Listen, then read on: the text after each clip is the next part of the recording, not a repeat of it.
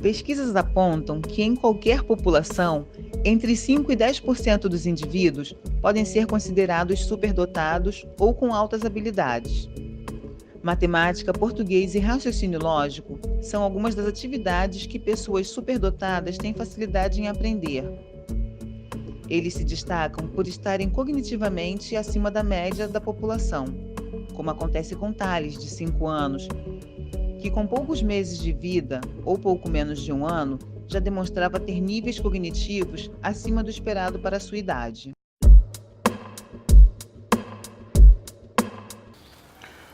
Bom, desde muito novo ele sempre foi muito apontado pelas pessoas como muito inteligente, com muita vontade de aprender.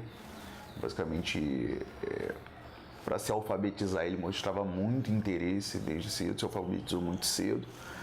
E na escola, quando a gente começou a perceber que ele estava desmotivado, porque... Em que ano, Fá? Assim, ele, por volta de um ano e pouco, a gente já percebia que ele estava bem além das crianças da idade, porque, assim, por você ter o conhecimento de você tem sobrinho, você tem criança, convive, você identifica que aquela criança tem um interesse específico em algumas coisas que a maioria das crianças, assim, não focam, tipo números, letras, formatos, cores. Não são só as cores primárias, ela identifica o cinza, o roxo, entendeu? E aí você já começa a perceber que tem um interesse ali diferenciado. Já bebê já era bem diferente, porque ela era muito concentrada. E eu via que as crianças não tinham esse poder de concentração. Ela era capaz de ficar no bercinho, em pé com 7 meses, olhando a televisão e prestando muita atenção e reproduzindo, mesmo com sons. E com 7 meses ela falou 2 palavras. Isso me assustou muito. Foi vovó e água. Ela não só falava inglês, ela associava a palavra de inglesa ao que ela estava querendo dizer. Ela falava butterfly somente quando aparecia uma borboleta na janela ou na rua. Com 1 ano e meio. E por aí ela ia. Assim. Aí já com 2 já sabia o alfabeto inteiro, já na ordem certinha, sem errar nada. E a ordem dos planetas. Perfeitamente. Coisa que eu não sabia, qual era o maior, qual era o menor, isso ela já dominava. Caio tem 8 anos de idade, está no 5º ano escolar. Caio teve que fazer 2 avanços de série. A primeira vez foi no 1º ano, onde ele saiu direto do jardim e foi para o 2º ano.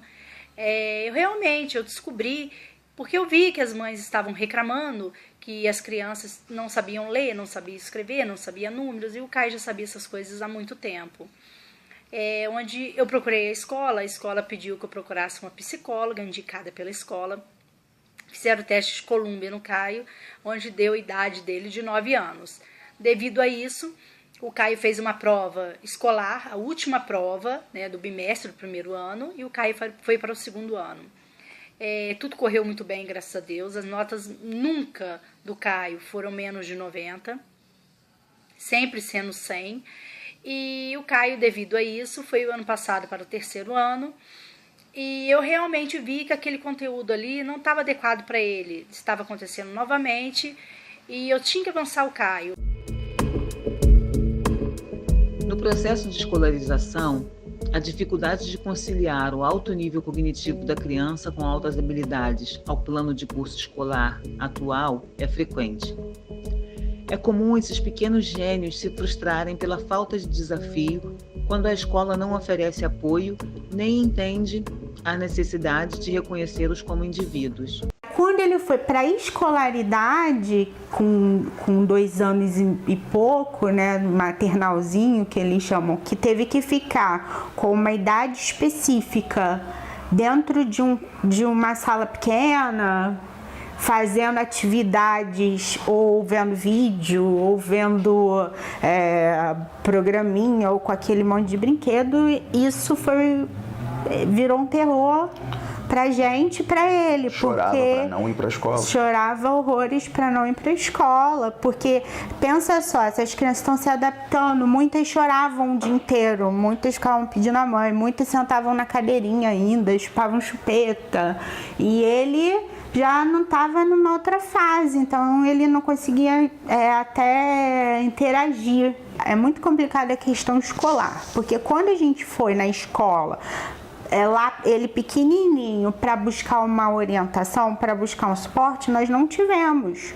Porque chegando lá para falar com a coordenadora sobre as dificuldades dele, a questão dele, aí ela falou, não, mas aqui ele fica bem. Ela chamou a professora, confrontou a gente com a professora como se a gente estivesse falando mal da professora. A gente não estava falando mal da professora, nós estávamos querendo que a necessidade do nosso filho fosse atendida como ser individual, entendeu? Ela simplesmente não tinha nenhum conhecimento sobre o assunto, ela não tinha nenhuma palavra para dar, ela simplesmente falou, não, aqui ele fica bem, depois ele chora para vir, mas depois vocês vão embora, ele não chora mais, ele vai fazer o quê? Ele já vai nessa outra escola nós tivemos a sorte de encontrar uma pessoa, uma orientadora pedagógica que tinha algum conhecimento com relação a isso, que pôde orientar a gente, olha, pode ser um caso de altas habilidades, de superdotação, uma pessoa. Você gosta muito da sua escola? Tem alguma coisa que você queria que fosse diferente lá na escola? Ou você gosta de tudo, do jeitinho que ela tá? Que fosse mais difícil. Você queria que fosse mais difícil? Mas o que é mais difícil? Os trabalhos?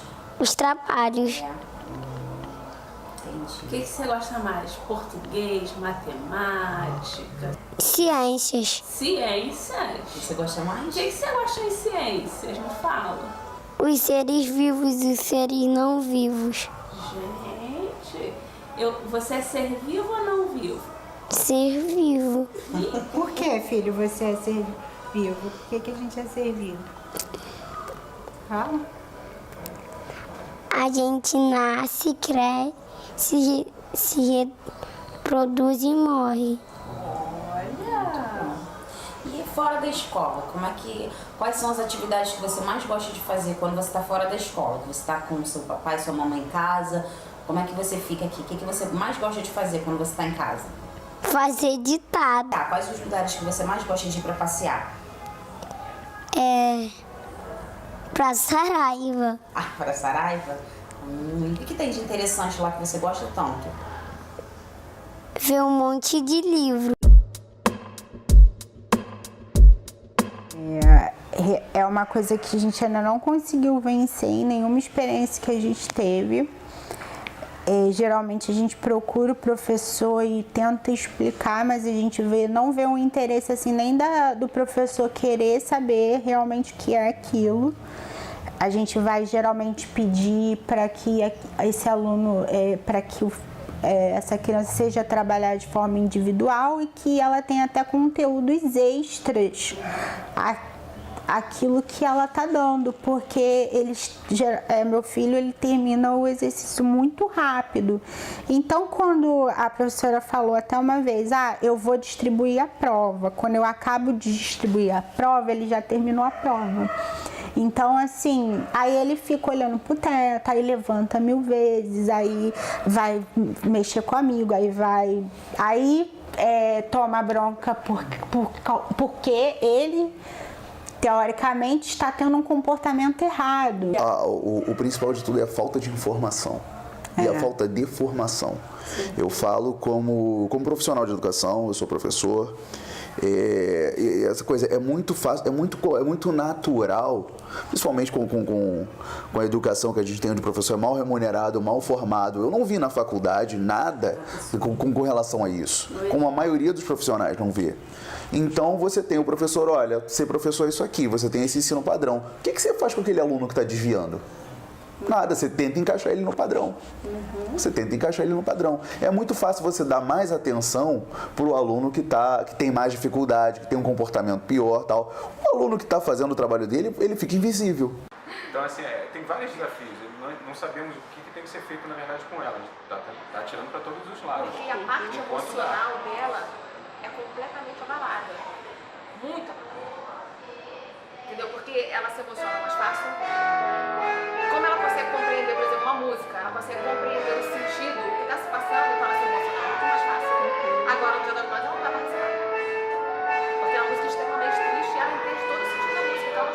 Porque é muito chato ver o seu filho muito pequeno sofrendo, porque todo mundo acha isso maravilhoso e não é essa flor que as pessoas Quando pensam. a gente finalmente encontrou o caminho, encontrou o suporte, a gente conseguiu fazer os testes, foi comprovado teve ali. a orientação do neuropsicólogo, né, que já tinham conhecimento, já tinham uma especializações na área e sabia do que estava falando. Foi realmente um conforto para toda a nossa família, que deu sabe assim, a gente se sentiu mais acolhido. Conforto até certo ponto e depois outras angústias aí com relação a isso. Todo mundo fala, nossa, que ótimo, né? É uma coisa... Hoje, assim, a minha maior preocupação é a desmotivação, porque o SD, ele é uma criança que ele se desestimula mais fácil do que qualquer outra. Você tem algumas características de comportamento que são padrões. São padrões. Então, assim, ele errar é muito frustrante, muito mais frustrante do que para outra criança. E ele não ser também estimulado é extremamente frustrante. E aí aquilo passa a ser desinteressante. Aí nós temos vários casos de alunos que são autohabilidosos, superdotados, e eles simplesmente não gostam da escola, não querem, são péssimos alunos. Péssimos alunos. Porque isso não é garantia de sucesso, não é garantia da criança ser um bom aluno, de tirar notas boas, porque aquela criança não foi estimulada, não foi desenvolvida da forma correta, não teve um suporte, e às vezes a criança identifica que ser inteligente é ruim, entendeu? Porque isso aqui me traz problemas, e acho que essa é a minha maior preocupação hoje, a escola ser sempre vista como algo negativo. O apoio governamental é bem complicado, mas até o que a gente fala, o próprio ensino particular é deficitário nisso. Sim. Vamos lá, para você identificar, a gente já falou de todas as dificuldades para você identificar alguém como autohabilidoso ou superdotado. Depois que você identifica, o laudo, você ter um respaldo médico daquilo ali é caro também, tá? É caro. Você tem aí exames feitos corretamente, acertados feitos corretamente, pode chegar a R$2.000. E aí, às vezes, você tem que acionar a justiça para algumas coisas. Para algumas coisas você tem que ter esse respaldo. O advogado, entendeu? E aí As escolas que fogem do ensino tradicional, o ensino montessoriano, ou uma pedagogia construtivista, são raras e caras. São raras e caras. Caio, o que você acha de ser superdotado, ter altas habilidades? Bom, porque eu termino meu dever mais rápido, não preciso estudar muito. Qual a matéria que você gosta mais? Matemática. E fora da escola, qual a série que você já está fazendo matemática? A raiz cúbica, a raiz quadrada, equação algébrica. Que série que é? Oitavo, não. E o inglês que você faz fora da escola, em cursos? Quais as séries que você está? Sétimo, oitavo. Você gosta? Sim. Piratas até embaixo da água. Capitão Martin e Zeca Tapa-Olho são piratas destemidos que navegam pelos 7 mares. Divirta-se encontrando-os em cada página e ache outras coisas para deixar a aventura ainda mais emocionante.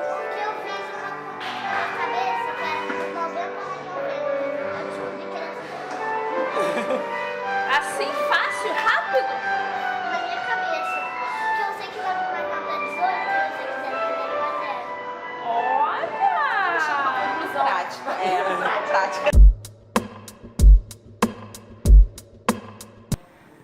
Será que o cérebro de pessoas com altas habilidades é igual a um cérebro normal? Então, na verdade, tem um monte de estudos, né? Não tem uma conclusão ainda nesses estudos. Uns dizem que tem diferenças em algumas áreas cerebrais, outros mostram que a diferença é no cérebro como um todo, né, no integral. O que a gente vê de alguns estudos com áreas cerebrais, eles mostram que crianças, né, adolescentes, né, com altas habilidades, eles têm um córtex pré-frontal, que é essa área da frente, mais espessa e com mais redes de conexões mais complexas. Essa é uma área de tomada de decisão, de resolução, né? Então a gente vê essa diferença se comparado a adolescentes que não têm essas altas habilidades. Uma outra área também que tem diferença é uma área ligada à sensibilidade, onde também eles têm um aumento maior da atividade nessas áreas de sensibilidade, principalmente ligadas a músicas. E, em termos de aprendizado, né, uma informação importante vem das áreas ligadas à retenção de memória de curto prazo, né, que fica no hipocampo, fica nesse lobo temporal. E o que é observado é que as pessoas com altas habilidades, elas retém mais tempo essas informações, ou seja, as informações sensoriais, as informações que chegam no cérebro dessas pessoas ficam mais tempo retidas nessa memória de curta duração, que é a memória que a gente acessa o tempo todo. E com isso, eles têm a possibilidade de fazer mais conexões, resolver mais problemas de uma maneira muito mais rápida. 7 mais 8. 7 mais 8 é 15. Isso! Que 8 mais 8 é 16, se tirar mais 1 fica 15. Isso aí, muito bem, muito inteligente. Né? Então se vê um aumento, né, de rapidez na atividade cerebral nessa área, principalmente essa área do hipocampo ligada a essas memórias de curta duração. Então é como se as informações chegassem, ficassem mais retidas, logo eu vou usar mais essas informações. Eu vi uma coisinha que eu acho muito importante. Se vocês tiverem dúvida, meu nome é Policila, só pra vocês saberem. É Valentina, Chancila, eu não sabia dessa, essa é nova pra mim. Muito obrigada. Valentina. Olha! Né? Tem alguns trabalhos também ainda no hipocampo mostrando um aumento na bainha de mielina, na formação, né, no número de células da glia que vão gerar a bainha de mielina. Isso também aumenta a velocidade das conexões sinápticas.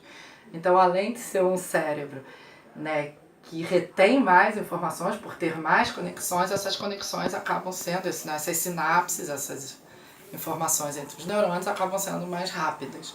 Tá? Porém, né, tem um problema também que eles têm uma área de linguagem muito desenvolvida. E o que se sabe da evolução é que quanto mais desenvolvida a área de linguagem, mais líder, né, aquela pessoa tem, né, e ela é vista como uma pessoa mais manipuladora, né, já que o ser humano trabalha muito com linguagem.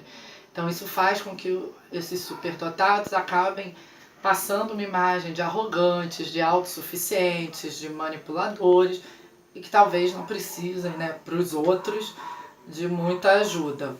Né?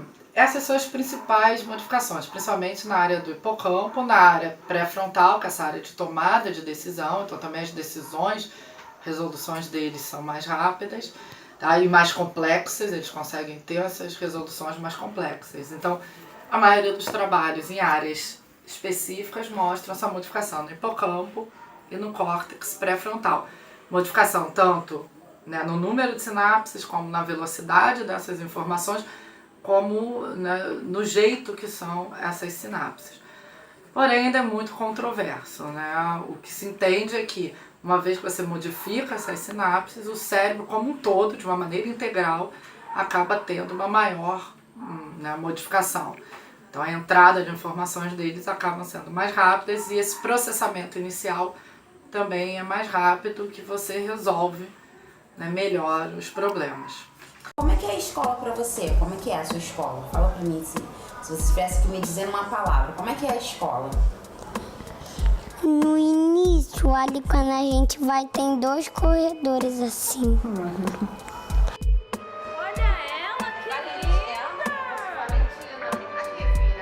Tudo bem, Valentina?